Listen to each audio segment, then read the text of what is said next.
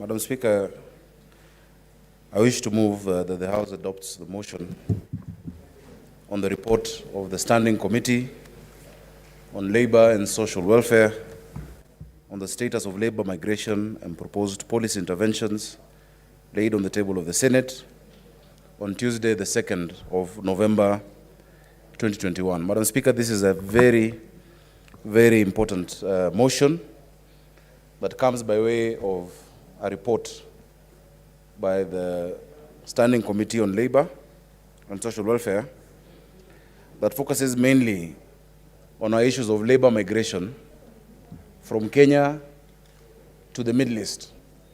And Madam Speaker, I'm glad that Senator Susan Kihika, who is a very active member of the Labour Committee and who feels very strongly about these issues, because we did indeed tour these areas as a committee, including Saudi Arabia, Dubai, and have engaged with other of our missions and Kenyans working in the GCC countries on this matter. Mr. Speaker, I doubt there's a senator here. I doubt there's a senator in this House who have ever, or who have not received distress calls from Kenyans, especially our ladies, our girls, domestic workers, who have either been stranded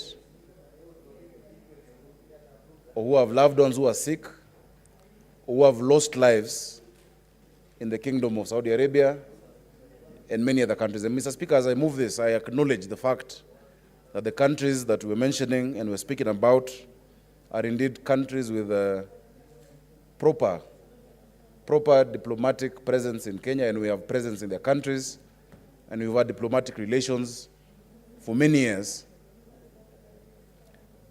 But we're also cognizant of the fact that, Mr. Speaker, our main priority as leaders, as legislators, must always remain the people of Kenya. Mr. Speaker, in moving the debate on this report, because, Mr. Speaker, it would have been very simple and easy for us as a committee to just table a report and let it be that the members can see it. But we want this report adopted because there are very specific resolutions that only this House can take in plenary. Resolutions that will ensure the safety of our Kenyan workers in these countries, that will ensure that we streamline labor migration, that will ensure that, Mr. Speaker, we can take care of our people. And I'm very happy to see Senator Shionga as well, because she was very key in these discussions. Her county has very many people who have gone to these countries. So I recognize that the global labor migration is not a new phenomenon, and it remains a key contributor to the increasing global labor market. Needless to say, Mr. Speaker, Kenya migrant workers, and there are two categories. They are skilled migrant workers and unskilled, but they transcend borders in search of better opportunities. They do not go there because they don't love their country. They do not go there because they don't want the jobs that are available in this country, but because they have lacked opportunities here. And that's why they seek to make a better living of themselves, make something out of their lives, guarantee their children a future. I'm very disappointed, Mr. Speaker. I had last week a member of the lower house of the National Assembly insulting Kenyan women who are working in these countries, saying that they've been picked up from brothels like Sabina Joy or Koinange Street, and that is where they've gone to work. Shame on that member, Mr. Speaker, because, Mr. Speaker, these are Kenyans who deserve dignity. I know very many Kenyans who have been brought up by parents who have gone to work outside this country and in Saudi Arabia, even as domestic workers. Mr. Speaker, they deserve dignity. They deserve respect, and we need to take care of them. And I will give you the context of this labor market that I'm talking about. Mr. Speaker, this search for better opportunities has increased human mobility, rapid globalization, open borders, technological advancement, and demographic challenges. In the case of Kenya, Mr. Speaker, our youth unemployment currently stands at 34.27%. That is according to the Kenya National Bureau of Statistics Economic Survey of 2021. Hence, a key driver to increasing the number of Kenyans seeking employment in other major cities. Mr. Speaker, many people say, because Kenyans are highly sought after, that as a country that may not have rich mineral wealth, we don't have oil and gold under our soil. Our greatest resource is above the ground. It's our people. And that is why Kenyans who have gone all over the world have excelled in different capacities. They've been able to make us proud. In fact, many of them should be regarded as the true ambassadors and representatives of the Republic of Kenya. Mr. Speaker, let me narrow down. The Kingdom of Saudi Arabia, Qatar, and the United Arab Emirates are documented as key labor destinations for Kenya's semi- and unskilled migrant workers. According to reports by the Ministry of Labor, at least 80, and I know the number is 88,000 Kenyans live and work in the Kingdom of Saudi Arabia. Majority of them serve as domestic workers. We also have those who are skilled, and we visited some who work for the mobile company STC. Some work for, I think it's called Al Marai, the huge agricultural company there. Almost 5,000 Kenyans, 2,000 work in the telecom sector. Some are engineers. I remember meeting George Odongo, who works for the Saudi Metro, the rail system, which we of course have said that in Nairobi we need that mass transit system. The guys who did the Dubai Metro, those who did the Saudi Metro are Kenyans. So it's not just domestic workers. And I intend to bring them to Kenya when I become governor, God willing, inshallah. But Mr. Speaker, labor migration is viewed positively for many of them. And I must state here, and I want senators to listen keenly, out of the 88,000 Kenyans working in Saudi Arabia, many of them are very happy. They're able to send remittances. They're able to feed their families. A huge number, Mr. Speaker, are suffering. It might be small in terms of percentages, but anybody here will tell you even one life lost is one life too many. Even one Kenyan lady in distress is one Kenyan lady too many. If you look at the remittances that we receive as a country, and I'll give you an example, from those living in the diaspora, because it's played a vital role in our socio-economic development. In 2015, the Central Bank of Kenya reported that diaspora remittances amounted to $1.55 billion US dollars. That's excluding unofficial remittances. That represents 3% of Kenya's GDP. Further, the Gulf states and other countries contribute 18.2% at position number 3, Mr. Speaker. Number 3. In fact, mainly Saudi Arabia. Number 3 in remittances. That is after North America, after 50% of the share. Recent data between January and June of this year shows that remittances from the Kingdom of Saudi Arabia are at third place after the US, the United States, and the United Kingdom. In that regard, there is an urgent need to streamline migration processes and governance to guarantee, secure, and protect the constitutional rights and well-being of all Kenyans, while at the same time leveraging on these gains. Mr. Speaker, this country, the Kingdom of Saudi, has more than 13 million non-Saudis working there because of the nature of their lifestyle. Currently, they're 88,000, and the goal, they say they would actually want 200,000 this year and maybe up to 1 million. If this is streamlined properly and we can take care of our Kenyans and ensure that, Mr. Speaker, we protect them, they earn a proper salary, they have their benefits, they can move around freely with their passports and with their documentation, it is indeed a frontier. But until then, there are certain measures this committee wants to convince senators to take for their benefit. It is needless to say that in the last 3 years, with the rising number of Kenyans leaving the country for domestic jobs in the Middle East, there's been a corresponding increase in distress calls by those alleging torture and mistreatment by their employers.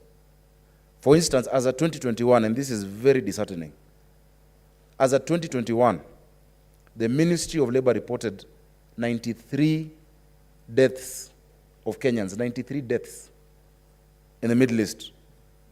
And all of those reports, Senator Milgo will tell you, she's still around. They say it is heart attack, suicides, accidents. But we know there's more than meets the eye. Further, as representatives of the people, we continue to bear the brunt. Many members who have received distress calls, they call me. They say, who do we talk to? Yeah, when there's an issue. I've just had a discussion with Senator Zani. I've had members of the National Assembly.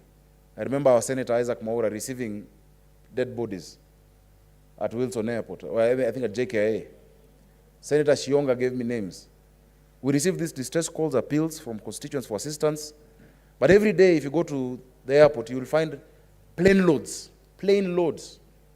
of Kenyans dressed in white t-shirts making their way. We must do something substantive as a house. They're looking up to us to resolve this matter. Some want repatriation of the relatives, afforded many. You have seen videos of people saying they're in distress, they can't get out of where they are. There have been media reports, and I keep saying we must balance these reports. Yes, we must raise that.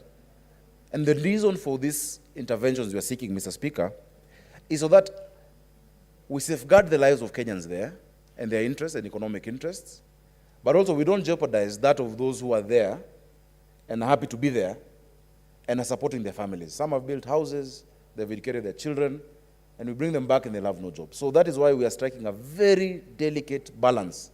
And I'll urge members to go through this report. I know the Secretariat has shared it on our platform. Just go through it with a fine-tooth comb. Mr. Speaker, it is therefore against the foregoing background that the committee, in undertaking its oversight and legislative roles in the case of labor migration issues, was part of the Kenyan delegation alongside the Ministry of Labor for a visit in the Gulf region. We undertook a study visit between the 10th and 20th of April, comprised members of both the Standing Committees of Education and the Standing Committee of Labor and Social Welfare. The goal was to review the existing bilateral labor agreements between Kenya and Saudi Arabia for domestic workers, and also in the United Arab Emirates, and to establish first-hand the goings-on in key migrant destinations, in strategic labor destinations in the Kingdom of Saudi Arabia and the United Arab Emirates.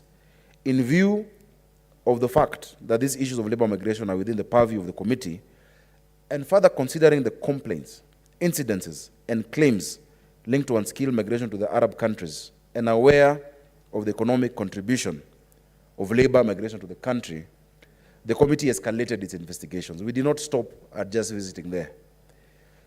In our report, we reviewed existing opportunities and assessed obstacles for improved processes and labor migration governance, and subsequently, we have provided practical policy and legislative and administrative solutions to these problems. I know many Kenyans have been waiting for that report. We did not want to rush it. We came back. We have sat with different entities. We met with the Ministry of Labor and Social Protection, the Ministry of Foreign Affairs, the Ministry of Interior and National Coordination of Government, especially the State Department of Immigration, the National Employment Authority that actually vets and registers the agents who send workers, or rather who facilitate the employment. We sat with the recruitment agencies. There are two associations of these recruitment agencies. And while we, of course, acknowledge the efforts of the Ministry of Labor to implement certain specific activities in the course of 2021-2022, and whose objective is to enhance the labor migration processes and governance, we are concerned about the deteriorating conditions of migrant workers, particularly in the Kingdom of Saudi Arabia, and we are of the opinion that the processes likely to protect life and welfare of Kenyan migrant workers supersedes all others, and therefore must be prioritized. Mr. Speaker, while we were there, we met with the Ministry of the Kingdom of Saudi Arabia on, I think they call it human resource, it's in the report.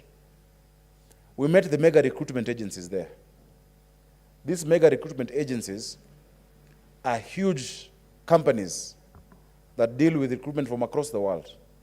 And it's important to note, Mr. Speaker, that even for you to be registered as a mega recruiter in the Kingdom of Saudi Arabia, you put a security deposit that is equivalent to 3 billion Kenya shillings. That is not what you're proposing for ours, but there must be a level of security deposit. When a Kenyan worker leaves this country, they're insured. We have a guarantee of their flight back in case they want to leave. We know where they are staying, in whose family they have been recruited, and what contact numbers they have, so that in case of anything, we can contact our Kenyans while they're there. They must be protected. It is important to note, as I've said, labor is such a huge, and especially labor migration, is a huge potential economic frontier for this country. But our country lacks a comprehensive policy and legal framework useful to guide, govern, and create stability in the migration process. The fact that we lack that is not a secret. There is no labor migration law. There is no national migration policy, labor migration policy. I know we were engaged a few weeks ago with all these departments talking about a draft, but it's a draft that speaks very lightly on labor migration, which is the biggest cause of migration. We don't have migration from Kenya because of war. We don't have migration from Kenya because of hunger. The migration from Kenya is to seek out opportunities. And we saw, Mr. Speaker, case studies of other countries that are taking care of their people, even in the Kingdom of Saudi Arabia. They have negotiated a country, government to government. They have even negotiated salaries. They have negotiated the rates of calling back home. They have negotiated the rates of remittances and the status of their people. A Kenyan living in Saudi Arabia, in Dubai, in the US, in the UK, is as Kenyan as a Kenyan living in Nairobi or Kisumu or Nyeri. They must be treated with the same dignity. The national migration policy, Mr. Speaker, has been in the works for a long time. And so we said, do we wait? And I'm glad Senator Mazawi is a member of my committee because he was there when we went through this. Do we wait for them to finish? And we know the policy process. Senator Wetangula has been a cabinet secretary. Before you even get it into a session of paper, to be discussed in a memo, subcommittee, what, before it comes here, we're going to lose another 100 lives. Should we sit back and watch as leaders in this great republic? Or should we make comprehensive and substantive interventions based on the information that we have received as Parliament? So it is my hope that finally, when those policy documents and legislation are brought, we will be able to fast-track their passage and enactment, but that we shall take action in the midterm, in the meantime. So this labor migration to key labor destinations has been going on in the absence of either formal agreements or MOUs for a long time. In fact, there is one which we are really pushing and waiting for, the BLA, the Bilateral Labor Agreement on skilled labor. Because they are looking for skilled labor. They're building a brand new city. We have engineers, we have electricians, we have masons, we have all of these skills. But once we have a proper framework between us, they'll have opportunities there, Mr. Speaker. But even where those exist, the MOUs, they are weak and they're deemed insufficient in safeguarding the rights and well-being of Kenyan migrants. We've done comparative analysis with other countries. And this explains the numerous ongoing cases of abuse being experienced by those seeking employment in these countries. With a growing number of migrants to the Middle East, therefore, as a matter of priority, and I'm sure Ministry of Foreign Affairs are listening, Ministry of Labor is listening, and our agencies is also listening. There is need for us to streamline processes for effective governance. Recruitment processes, the recruitment agencies, which are in their hundreds in this country, the pre-departure training. You find, Mr. Speaker, sorry, I will not do that again. You will find, Mr. Speaker, it's because when the Deputy Speaker sits there, she really sits. But I know I'm getting used to this. You find some ladies have been taken, domestic workers, during the month of Ramadan, and they say they're not being given food because they have not been trained of the culture and even the religious practices. Some of them have not gone to Form 4 or even to high school. And for deep in the village, in some parts of this country, there may not be exposure to different religions. And so they don't know how to take care of themselves, what time to get up to be able to prepare, etc.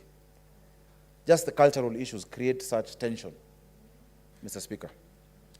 Mr. Speaker, issues of migrants' legal identification and registration. What happens in these countries when after the medical test has been done, the migrant worker goes there and gives birth? The citizenship of that child, Mr. Speaker. Those are questions that have arisen. And we discussed, our laws are different. If a child is found born in this country and whose parentage is not known, but is deemed below the age of 8, then they're assumed to be Kenyan citizens.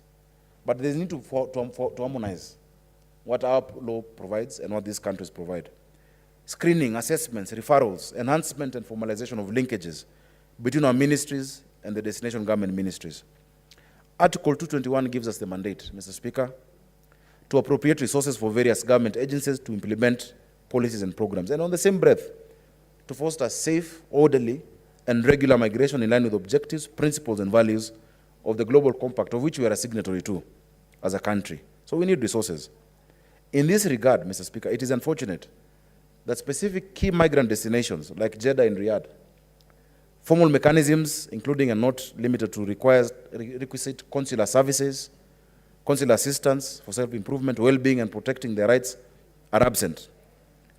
Mr. Speaker, we lack safe houses. Other countries have safe houses in those labor destinations.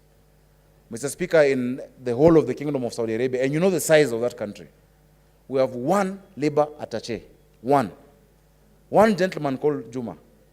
And Mr. Juma is so stretched and strained in dealing with it. Imagine the cases that come to you only as Senator of Laikipia, and you're here. What about the labor attaché there? He's completely overwhelmed. So some people think he's doing a good job, some think he's doing a bad job. He's been responsive every time we've spoken to him. But we need proper labor officers in both of those destinations, fully fledged, with those safe houses. Mr. Speaker, we sat down with the Kenyans working there themselves. We sat with those who've just come in, very excited and optimistic, and we got to exchange contacts. But a few weeks and months later, they started sending us distress calls, some of them. We also met a category, Mr. Speaker, which I will be very delicate in describing. They are called Kemboys. You know why they're called Kemboys? Because they've ran away from their contracts. They're Kenyans nonetheless, but they've ran away from their contracts because there are some rogue agents there who come and tell you, Sister Naomi Shionga, you've been hired to this family at 50,000 bob. Now, there's a job for 150,000 job. Yet you've deposited your documentation. So she leaves that employment. But where she goes, and in that country, which is very strict, without certain identification, you cannot even get access to health care. We have had Kenyans dying at the gates of hospitals in Riyadh and in Jeddah. Mr. Speaker, these things that we should gloss over as a house, as leaders, surely. Will God forgive us for glossing over these things? Of only looking at the financial benefit that certain people are getting. God forbid, Mr. Speaker, let it never be said that in our time in this house, we saw such things happening. We got information from those involved. We sat with ministries from 2 states, a kingdom and a government, and we will gloss over such a report. God forbid, I will not be part of that. And Mr. Speaker, that is why this committee wants to take the move. Some may call it drastic. I've heard some senators saying that we are throwing out the baby with the water. We are not. Mr. Speaker, we are recommending as a committee that all labor migration of domestic workers, and I need to be very clear, the majority whip is distracting the seconder of this statement, of this motion. We're recommending that all labor migration of domestic workers from Kenya to the Kingdom of Saudi Arabia be immediately suspended upon the passage of this report until the executive demonstrates that the following basic minimums have been put in place. The suspension is for a period until certain conditionalities have been put in place by the executive of the Republic of Kenya. Mr. Speaker, one, we need the establishment of the status of all Kenyans currently in Malaz prison in Riyadh, Tahrir deportation center in Riyadh, Sakan, which is a new deportation center in Saudi Arabia, and all and any other prisons and deportation centers within the Kingdom of Saudi Arabia with the aim of repatriating them back to the country. The government must speak to the government. And one of these is someone who we met before they abducted him and took him. One Peter Callisto, a gentleman who had been part of what they call Jaliat. It's a community of Kenyans who come together to help. So if you find, for instance, that the sister I spoke about, Naomi, has those status, but she's in need of help. She's in need of health care. They come together, they fundraise, and they enable this person to get health care. They used to have a letter, and it's part of the recommendations, that would say, in as much as this person might not have documentation, this person is recognized as a Kenyan citizen, kindly accord them health care, first emergency health care. Peter Callisto has been in deportation since we left Saudi Arabia to date. There are no charges against him. We want it to be established. Give us a full report and evidence of the complainant, because they say it's his employer. His employer says they have not complained. It's the embassy that has sent him there because he allegedly organized demonstration. And also a lady called Lucy Wamaitha Ndiba. Mr. Speaker, they must give us the status of all the Kenyans in those 3 prisons and deportation centers, and why they're there, what they're there for, and whether a repatriation process of bringing them back can take place. Mr. Speaker, the government must tell us.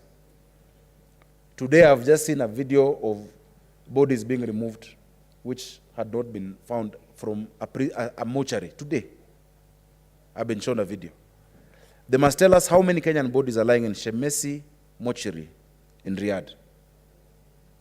Number 2, the executive must establish the current status of all domestic workers in the Kingdom of Saudi Arabia, their contacts, their places of work, and set up a database and lines of communication between them and the labor officers at the embassy. And many of those are those who want to continue working. But until you've established that, even the employers know that there's no government watching me. I can mistreat this Kenyan the way I want to. I can do whatever I want to do to this Kenyan. There is a system called Musanid. And in the Musanid system, for all new labor migration of domestic workers, because it's part of our BLA, all that information is there.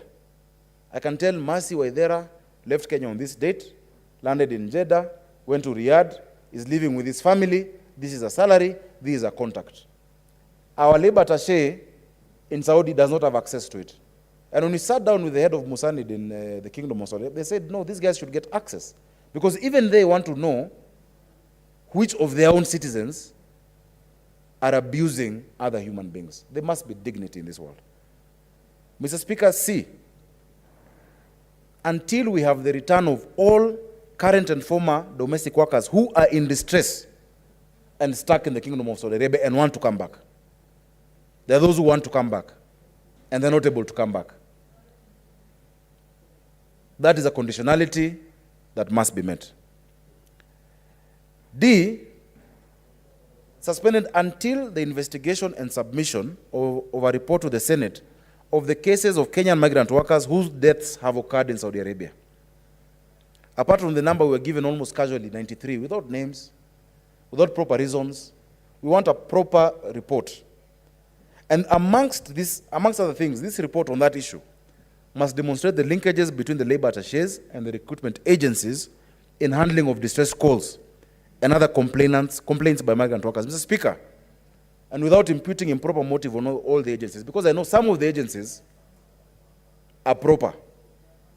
But there's some agencies, because of the commercial nature of this, are sending girls away like potatoes. Because you're told that for every worker, domestic worker who is taken there, the agent receives $1,500 to $1,900. So what do? You rush and you collect people. You put them in a dormitory. I saw a news story the other day of Kenyans stuck somewhere in Thika. And they can't come out. They were told they were going to do different kind of work. Then they are told now it's domestic. It's become so commercial that we're seeing Kenyans as commodities. We're seeing Kenyans as commodities. So, Mr. Speaker, we need to see that attachment. And we have said that there must be fresh vetting and re-registration of all of the local recruitment agencies with the vetting standards to be determined by the Ministry of Labor through the National Employment Authority. To this end, Mr. Speaker, no entity will be allowed to recruit Kenyan migrant workers unless this entity is registered and regulated in Kenya. Because there are also foreign entities that have come here and are taking the girls directly. Yet we have a law. I sponsored that law in the last parliament on the National Employment Authority. And the reason why we put in place there, in the board, Foreign Affairs, Labor, we put, Federation of Employers, we put representations from the technical training institutes and the universities, was because to safeguard, to make sure that there's accountability when it comes to labor migration. We are not exporting potatoes. These are mothers. These are people's daughters. These are people's children. These are people's sisters. These are people who we must think of keenly as Kenyans worth dignity. Mr. Speaker, there must be an establishment before we reopen labor migration of domestic workers to the Kingdom of Saudi Arabia. Fully fledged labor offices and safe houses. A safe house in Riyadh and a safe house in Jeddah, accessible to any Kenyan in distress until the status is established and able to be brought back. Mr. Speaker, we've had cases of where, and I know this will really prick Senator Abshiro because she has such a heart for such cases. A Kenyan domestic worker is being abused, goes to the embassy with her employer from that country, from Saudi. The case is listened to, and first of all, the complaints, this is alleged, but it could be true, is that immediately the stance is to take the side of the employer. And after she has said everything, she's told to go back with that employer as a process. What happens to that lady when she's gone back to that house where she's being abused? We need safe houses for them. What is the cost of putting up a safe house? With sanitation facilities, kitchen, beddings, human dignity, Mr. Speaker. So that must be done. If the formal recognition of the welfare associations of Kenya and Saudi Arabia, I've given the example. There used to be what you call Jalayat. I hope I'm saying it right for those who understand Arabic. Kenya Jalayat Group, who used to liaise with the embassy, and they worked very well. Incidentally, Mr. Speaker, they worked very well with the former ambassador who became Wajir governor, who this house impeached. But they worked very well with this Jalayat. Later on, I think the system has broken down. So they're not able to respond to distress calls by these Kenyans. And until they can get the phone number of Senator Musuruve, who now looks for her chairman, Senator Sakaja, to sort it, we can't. So we must reestablish that. Mr. Speaker, G, or rather H, we must review the regulations of private employment agencies, including the determination of a minimum deposit and insurance to ensure the swift repatriation of any domestic worker in distress. Those are the conditions, Mr. Speaker, that this House, and that we're inviting this House to say emphatically, Senator Milgo, Senator Susan Kihika, Senator Ngugi, IG, Senator Naomi Wako, Senator Abshiro, Musuruve, that until these are met, let's not take our girls to a slaughterhouse. Until these conditions are met. Once these conditions are met, the other things that Mr. Speaker were saying, and the committee has recommended a raft, if you look at our report, of other issues that then must be taken into account, including our skilled labor, BLA, Mr. Speaker, including negotiation on the salaries, negotiation for leave days, because they're also humans, they're not machines, Mr. Speaker. Some of these timelines, Mr. Speaker, actually came from the ministries themselves. They must work together. In some of our interactions, we found the Ministry of Foreign Affairs has no clue about what the Ministry of Labor is doing. The Ministry of Labor has no clue about what immigration is doing. It should not take the Senate in a sitting of a committee to be the first time departments of government are sitting together to address this matter, matters of life and death and livelihoods. It should not be. If they just look at the framework we provided for them under NEA, they are supposed to be sitting on the table together. What more important thing are they doing? So we recommend that the ministries address the current hiccups facing other critical processes but not limited to pre-departure processes, medical checkups, and pre-departure training. Mr. Speaker, we need to be told how they are identifying which training or pre-departure, which institutions are being registered. So it's not about a cartel that I'm the one who has the schools of training. Mr. Speaker, to get your medicals, because they do medicals before these workers leave. But you're told there are only 2 or 3 centers that can do it. Why can't all our public hospitals be able to do this medical check and certify? And the embassy of Saudi Arabia here, together with the Ministry of Health, can liaise to make sure that the standards required are the standards that they are adhering to. These people are going through so much. Mr. Speaker, I know you're a tough man. You're a tough man from Laikipia, but if you were there, you would shed a tear. Because you have a heart. You would shed a tear if you hear these stories.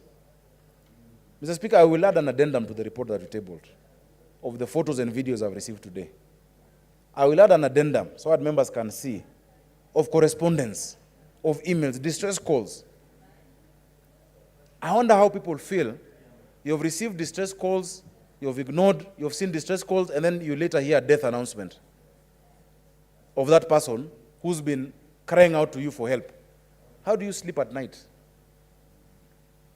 Yeah? So, Mr. Speaker, in doing so, we intend that we'll have taken a holistic approach in addressing labor migration challenges. This suspension ideally is for 6 months because we believe in less than 6 months this can be done, even within the current budgetary framework that exists. And Mr. Speaker, we are saying here, because I know we also have colleagues who are there currently from the National Assembly, and they have been meeting these Kenyans who still talk to us, that we shall not take lightly any intimidation or victimization of the Kenyans there who have given this committee information.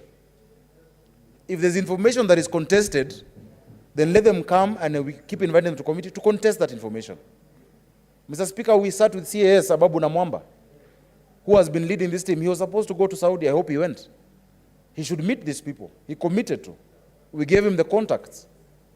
CS Chelugui, with whom we're supposed to go, but the government put restrictions on the executive traveling. He's supposed to go there to establish his status. But as the House that has the sole legislative authority, being Parliament, Mr. Speaker, I invite senators to support and adopt these resolutions that will go a long way in not just protecting these Kenyans, but enhancing our labor migration ecosystem as a country. Mr. Speaker, the committee, having considered the report on the status of labor migration, has proposed those policy interventions that members will see. And Mr. Speaker, I beg to move. Thank you.